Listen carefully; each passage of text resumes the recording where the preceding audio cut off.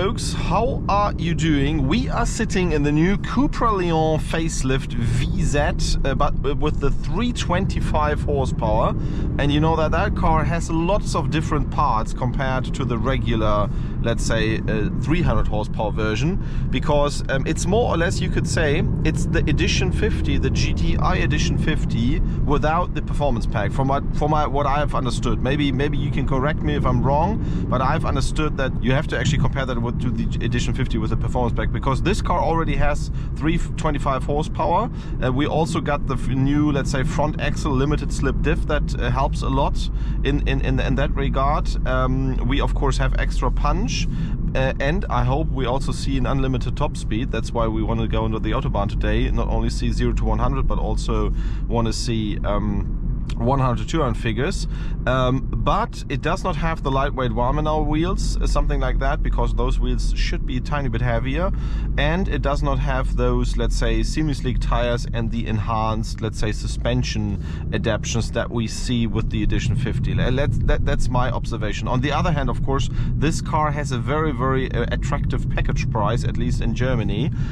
So if you prefer the CUPRA and you get something that you don't get in the GTI, for example, those Club Sport bucket seats, because those have carbon fiber in the rear, the seating position is even more sporty. I have to admit, I mean, the GTI top sport seats are great for long distances and also for sporty driving, but once you are hugged in those bucket seats, that's definitely an argument for the CUPRA, and I would love to see those in the Golf.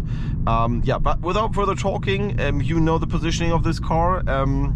We want to see how good it performs. First of all, 0 to 100 on the country road, and then later on 100 to 200 on the free and hopefully open Autobahn in this nice weather here. So let's kick it off with 0 to 100 launch control on the country road using the race box.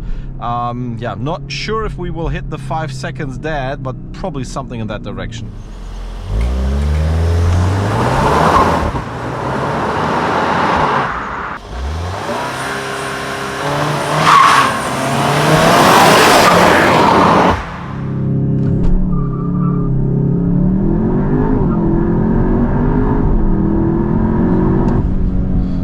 Okay, that was lots of wheel spin. Maybe let's try it with ESC off.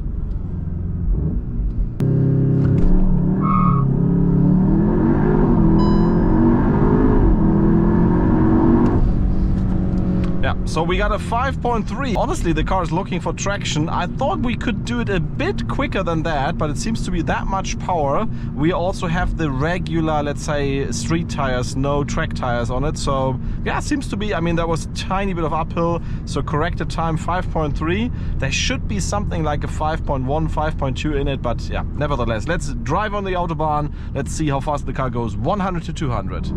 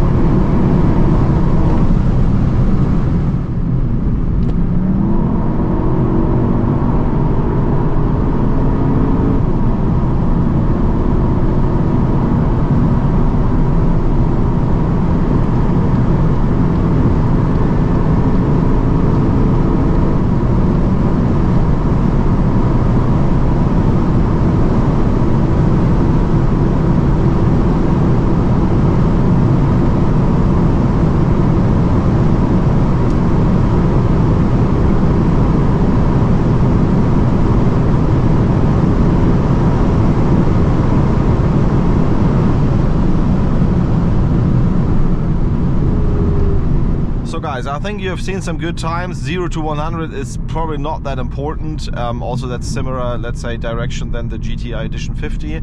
And also, I did not expect that, but also the 100 to 200 time is spot on with the edition 50. There's not much in it. I would say it's almost delivering the same numbers.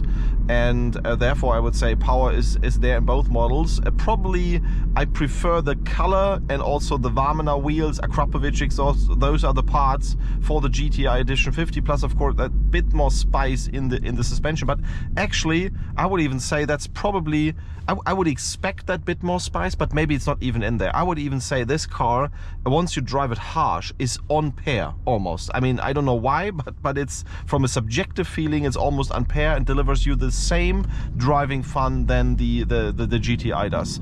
Next thing, of course, we got the bucket seats in here. That is definitely an argument for the CUPRA. And yeah, if you like the design of the CUPRA more, take this one. If you're the fan of the Golfs, you take the Edition 50. There's always a good choice for you at VAG, and therefore really looking forward to your comments and what you would pick, and definitely also in which color you would pick the car.